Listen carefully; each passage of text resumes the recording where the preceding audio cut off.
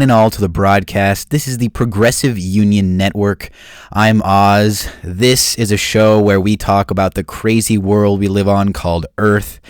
And today, this is going to be part 2 of President-elect Donald Trump's press conference. As we stated in the last part, this is a wild press conference, and I talked so much during this that I doubled the length. We got through 10 minutes of the conference, and I spoke for about 10 minutes as well, so it was a 20-minute episode last time. So we're going to try to do that again, get through 10 minutes, see where the time takes us. Let's get right into it. Make sure to hit that like button and also subscribe to the channel and click that little bell so you know when I upload videos. All right, let's get going. We did a great job, and we're going to do an even better job because now we have a tremendous amount of experience. We have people that I can rely on, but the 625 million acres. People can't realize it's like the whole ocean. Take an acre. You know, an acre, you have a house on a half an acre, on a quarter of an acre, or an acre. If you have an acre, you have a big deal. Now you multiply that by 625 million acres. It's like, feels like the whole ocean. It feels like it, yeah. Donald. That's our strength, you know.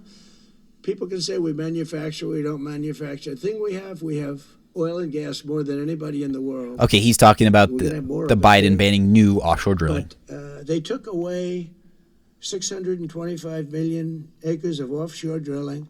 Of new offshore Nobody else drilling. does that. And they think they have it, but we'll put it back. I'm going to put it back on day one. I'm going to have it revoked on day one. We'll go immediately if we need to. I don't think we should have to go to the courts, but if we do have to go to the courts, you know, they try to be sneaky. They go in and they sign. Remember, this is a man that said he wants the transition to be smooth. Well, you don't do the kind of things. You don't have a judge working real hard to try and embarrass you. Because I did nothing wrong. By the way, I did nothing, absolutely nothing wrong. False. If I did something wrong, I wouldn't be standing here right now because False. I won all these cases. False. Nobody's ever won so many cases as I have against the I don't know if Justice that's true. Department. I don't know if Jack that's true. Smith had cases all over the place. People were being subpoenaed. Lives were being ruined. They were spending everything they had, money. We were helping them out. We had to. They were I was helping the crooks. crooks. People that had no idea what they were even talking about. That's a sick group of people. And it was all to influence the election. It was all fight against a political opponent. We've never had that in this country. We have had that in certain countries. We've had that in third-tier countries. We've had that in banana republics, but we've never had that in a place like the United States. I don't even know if it's been on a small level. I'm sure Are you it sure? has been on a small level. It has been. It's the January largest 6th. level ever. Maybe. January 6th. They brought this moron out Question? of The Hague. He's a mean guy. He's a mean, nasty guy. His picture was perfect because you look at his picture, you say, that's a bad guy with his robe, his purple robe. What is this guy talking And he about? executes people. He shouldn't be allowed to execute people because he'll execute everybody. He's a nut job. But we won all of those cases with him. And, I mean, I don't know the judge in Florida, but we had a brilliant judge in Florida that saw right through it. He knows the judge. She was a brilliant judge. With Judge great Cannon. courage. Trump knows her. Trump appointed her. The left, as we call them, the radical left, they have a way, they play the ref, and they play it very hard. They play the ref. They go and say horrible things about judges and prosecutors. And some judges and prosecutors say, look, the only way I'm going to get these people off my back is to give victory to them. They're playing the ref. I think it's illegal what they do. It's almost Okay. Yeah. So what he's saying is that he thinks it should be illegal for the Democrats to go and say terrible things about the prosecutors and judge. But Trump does that exact same thing in almost all of the cases he's losing. He goes and he says terrible things about the Judge Marchand, for example, and his staff, for example. That's why the gag order, we talked about this last episode, that's why the gag order was put on Trump from Judge Marchand in the New York City fraud case, is because Trump kept defaming the judge and his staff. So if he thinks that should be illegal, this is hypocrisy at the highest order for Donald Trump, because this is what he does. He goes and he just said it. He thinks that it should be illegal for anyone. Maybe he just thinks it should be illegal for the Democrats. I don't know, because he does this. He thinks it should be illegal for going and saying terrible things about the judge, and apparently saying terrible things about the judge and prosecutor just makes them keel over. I haven't heard of that, but let's continue. It's worse than talking to a judge. But the judge in Florida, Judge Cannon, was brilliant and tough, and she didn't stand for it. And I don't know her. And you appointed her. Never met her until the case, and I don't believe I said even one word to her. But she was very, very strong and very, very brilliant. That sounds like he's trying to distance himself from her. Like, I didn't know her. I've never seen her in my entire life. I didn't pay her off. I didn't appoint her. I have never seen this woman in my life. And he appointed her. It's like, what are you talking about, dude? He's like trying to distance himself from her, like trying to, like, he's president. Who cares now? Like, say it out loud. Say you appointed her. No, he's trying to distance himself for some reason. I don't know why. He has some sort of what do you call it? Like some sort of gumption about like what is the correct word I'm looking for? I don't know. Let's continue. It was so brilliant that they dropped their appeal. They couldn't beat the appeal. So that's what we're up against. So they say we're going to have a smooth transition. All they do is talk. It's all talk. Everything they do is talk. We're going to have a smooth transition. And then they take 625 million acres and they essentially landmark it so you can't ever drill there again. Well, we're going to be drilling soon. We're going to be opening up Anwar. We're going to be doing all sorts of things that nobody ever thought was even possible. But remember and just to get off the subject, because I couldn't believe it when I heard it yesterday. I couldn't believe the size of it. I mean, you put down a map and put this on, it's just massive. And remember that's worth probably, I mean, I've had estimates. It's going to be huge. 40 to 50 trillion dollars. That's more than our national debt. Essentially, he's throwing it away. No, that's not true. He's taken $50 trillion. So if we owe $35 trillion, he's taken $50 trillion of value and thrown it right out the window. We can't do that. Okay, so let's talk about that. So let's see. It's valued at $40 to $50 trillion. I'm guessing not the land, because obviously it's ocean. So I'm guessing the oil underneath this land. He has estimates that it's worth around $40 to $50 trillion. What he is saying is that we're just throwing it all away. All that money, all that moolah, all that cash. It could go towards our national debt. Okay, that's not how any of this works. What that does, okay, so first of all, let's think of it in, I don't know, a worldview. So not just a pure, costs $50 trillion. Let's talk about it in a worldview. So that would be $50 trillion that would go into Americans' pockets. Well, sorry, rich Americans' pockets. I'm so sorry. Almost caught myself there. But what are the costs of that? What are the climate change costs to that? So if we extract that much oil out of the ocean, what would be the cost? So, billions of dollars of damages to coasts, marine life, for the oil spills. But you also got the climate change with burning that oil. So what are the costs, right? The costs are immeasurable for continuing to use fossil fuel. So that 50 trillion mark, honestly, are our futures worth $50 trillion? Apparently to Donald Trump and the Republicans, yes. Can do that. One other thing he did yesterday, which was in many ways worse. It's hard to believe it can be worse. He wants all gas heaters out of your homes and apartments. He wants them to be replaced by essentially electric heaters. I don't know what it is with electric. This guy loves electric. We're going to be ending the electric car mandate quickly, by the way. This guy loves electric. And we don't have enough electricity. And then we have AI where we need more. And he wants everybody to have an electric heater instead of a gas heater. Gas heater is much less expensive. The heat is much better. It's a much better heat. What does that mean? As the expression goes, you don't itch. Does anybody have... That is not an expression. That's what they want you to have. I literally have an electric heater down by my feet because my legs and feet get cold. They do not itch because of the heat that comes out of my electric heater. I mean, obviously, I don't have a home electric heater. I have gas. I don't even know how to get an electric heater for the house. I would love to have one because, again, don't have to pay for gas, just have to pay for electricity. But again, I live in Iowa, so the electricity that I do get is from my coal power plant. So that's not great. But that's just my situation. And what another 4 years is going to do is it's going to take back all the progress that we made. Obama said, by 2025, you have to have all the coal power plants shut down. That's what this company is doing that is running my local utilities. They're already planning on closing this one down.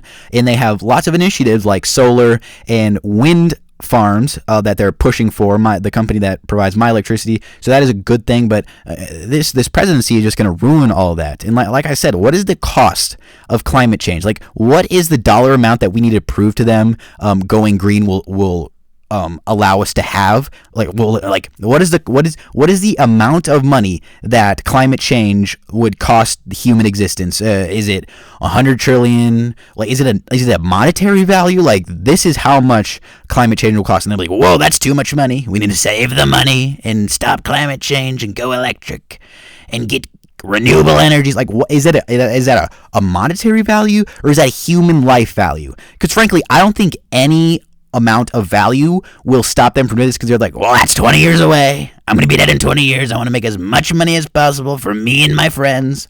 That's their thinking. That is the Republican Party thinking. All they're doing is looking at short-term monetary gains, and they're not thinking about long-term future success, like our generation should be worrying about. You could have gas where you don't have the problems of the electric, and the source is plentiful. They're much cheaper to operate. They're much better. They work much better. They look much better. 60% of homes and apartments have gas heaters. He wants them all removed quickly.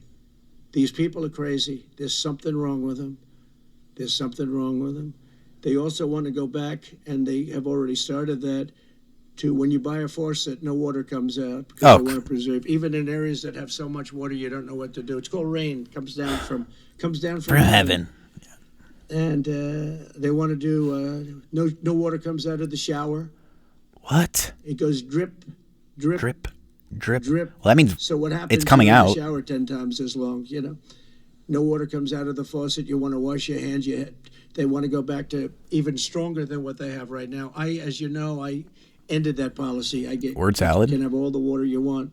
Makes no difference. Complete a sentence, Donald. In certain areas, we have so much water, we don't know what to do with it. Okay, yeah, no, you do know what to do with it. So, he doesn't. He lives in Florida, where they don't have to worry about water. They have flooding, they have hurricanes. So, I mean, I guess he knows what he's talking about in his local area. But places like Arizona, Nevada, California, they have droughts, Donald, where they have to preserve water because they don't have the infrastructure necessary. And the infrastructure, by the way, would cost billions to go from water-dense areas like Florida and the Midwest and all that, and transfer the water that we collect up here and transfer it all the way down to those desert areas. We don't have the infrastructure, and it would cost way too much. So the best way to allow everyone to get this water that they need is to cut down on water use by not watering lawns, like the unnecessary stuff. It's called preserving water, because yes, there is a thing, Donald, that's drought, and they do not get rain. They do not get fresh water that they can use for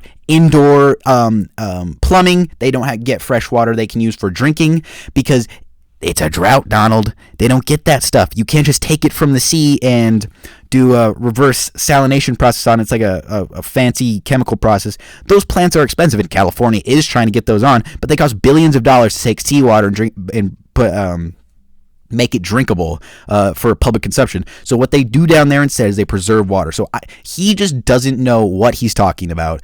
It's almost like he's the fucking governor of the 1800s, where he's like, we have plenty of water over here in Florida, where we took over the land with trains, and you know what they're saying? They're saying electric heaters. What is electric heaters? We don't know what electric is down here. We all use gas lamps still.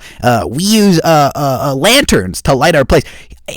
It's like he's an old-timey person who doesn't know that the other side of the world exists. It's like he's in his little bubble. Whenever he's talking about one thing, it's like he's confined to that one thing and can't think about anything else it would affect. Like, I don't know, oil and the monetary profits that it makes.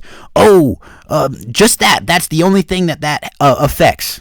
Come on, Donald. Let's think not like a 3-year-old. Let's have object permanence, Donald. Let's look at our surroundings. But these are all things. They want very, very little water to go into your dishwasher, almost none. And you know what people do? They just keep pressing, keep it going. They end up using more water. Like I wonder if Donald has ever ran a dishwasher. Washing machine. Or a washing machine. Water coming out of the washing machine. So when you wash your clothing, you have to wash it 4 times instead of once. You end up using more water. We're a party of common sense, and things that I'm telling you now is really common sense. All about. Well, everything he's saying is not common sense. He's saying the water drips, it doesn't come out of the faucet, it goes drip, drip, drip. Electric heat, it's a bad heat and makes you itch. What kind of common sense is this? If this is common sense, I should be in a loony bin, because I think this common sense that he has is insane. Common sense. On January 20th, we'll turn the economy around very quickly, because right now when I think of our economy, I think about inflation. That's what we have. We have inflation, I believe, inflation at a level that we never had before. There's never been anything like it. And over the next 4 years, the United States is going to take off like a rocket ship. But really, it's already doing it.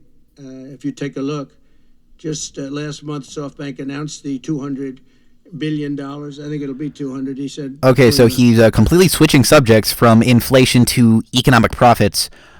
That's not what we're looking at, Donald. If you took Joe Biden's 4 years in office and looked at economic profits and how the stock markets did, they did pretty damn well. They did pretty damn well. Better than your term, actually. They did pretty damn well. So, business success does not actually equal. Does not have anything to do with inflation. So he's saying inflation was terrible, and then he's just going on a completely different economic sector, like something that's not even related to inflation, in talking about business success. That is not inflation, Donald. Inflation has to do with the cost of things, not business success. Get back on track, Donald, but he's not, because he really doesn't care about egg prices and groceries. I just came up with that word, groceries. He says that. He says he came up with groceries. So let's just continue. And I said, how about making it 200? And he sort of said yes, but let's say it's 100, but it might be 200, right, Brian? Dollars, United States, creating more than 100,000 jobs. Hussein just announced a tremendous investment that he's going to make, and that's money that's in the bank. He's going to come and do it, and he'll do a great job, and he'll build the best centers in the country, I guarantee, because I know the way he builds. Since my election, the stock market has set records. The S&P 500 index has broken above 6,000 points for the first time ever, never even close. In a single month, small business optimism soared 41 points. It's not a 41. It went up 41 points, and that's the largest in the 39-year history of the group that does it. According to Gallup, the American people's confidence in the economy has just surged to the highest level in history. Okay. That's why I have Let's take a stop. He's not even in office, okay? And already people that voted him are like, oh, wow, the economy isn't as bad as we thought it was. Oh, whoops. So everything he ran on, this populism about the economy, this terrible inflation that's crippling families, the stock market that's, he didn't even talk about the stock market because, again, the stock market was doing awesome. And I'm not discounting the fact that inflation hasn't affected people. It absolutely has. It's affected me, right? My pocketbook is a little bit emptier, but I don't blame that on Joe Biden. I know what he was working on to get it done, and I know Kamala Harris would have done stuff to fix inflation. But Donald, he can't even think of any. He doesn't even have any plans for inflation. He's just saying we're going to invest in the economy, and the economy is going to be great. And again, he has done nothing. He has done absolutely nothing. Maybe people are optimistic about what he will do, but people can't just be polled on what the economy will happen. It's about what it's doing now. And if all these people are saying the economy's doing great now, why is it doing great now when it wasn't 3 months ago? Why is it doing great now? Is it because Donald Trump won? There's none of his policies that have affected anything. None. So how could the election, affect the economy at all? It just affects people's outlook on the economy. Because when people's guys get in, they see everything through rose-colored glasses. They're like, oh, wow, things are pretty great now. So they voted against something that they thought was terrible, and now view is great. It really doesn't make a lot of sense if you think about it. conference like that. I take the greatest business leaders in the world. I say, hey, do you want to say you're going to invest the money? They're not looking for news conferences. They're saying, what am I doing here? They go in and they invest money, but it's good to know where the smartest business people in the world are investing, and they're investing in the United States. So we've done this all in 2 months of not being there. We haven't been there. Exactly. And like I've said, because you've done nothing. It's pretty amazing, and we think we're going to do some really great things. Really great things. We're being respected again all over the world. The Panama Canal is a disgrace. Okay, let's pause there. Okay, folks, that's going to be it. It's another 10 minutes. I don't know how long we've ran so far. But again, some crazy things that he says. It's word salad, frankly. It's kind of hard to wrap your head around what he says sometimes, because all the words are there, but put together really doesn't make sense. Like he says, inflation is terrible. It's absolutely terrible what inflation's done. We're going to get the stock market back on track, and we're going to have people invest in America. And I'm like, okay, but you were just talking about inflation and terrible inflation. You're getting into office. What are your policies for inflation? I mean, I know what you're going to do for the economy. He says you're going to get business leaders in here. But what about inflation, Donald? What about inflation? He kind of says it in this speech, but he doesn't lay out plans for how he's going to address it. So terrible things. He says common sense, and then talks about electric heater itches that people get apparently from electric heat, whatever that is. It's a crazy time to be alive in this world, and frankly, it's on fire. But thankfully, for now, we have competent leaders in place around the world that hopefully will look at the situation and put up their defenses against Donald Trump. And hopefully here in the next 2 years, people will come to see that Donald Trump isn't as great a president as they thought he was in the first place, because his first term was a disaster too. As always, thank you so much for watching, for listening. I made sure to turn on the subtitles because I know it's a little hard to hear with my microphone so far away from the speakers. I have an interesting setup here that's not quite finished, but I do have a Mac, and that kind of limits my abilities to capture audio on these videos, so I just kind of blast my speakers into the microphone. So I hope that's not too much of a problem, but as always, ladies and gentlemen, thank you so much for listening, watching. I'm Oz. This has been Progressive Union Network, and remember, progress unites us all. Have a great night, everyone.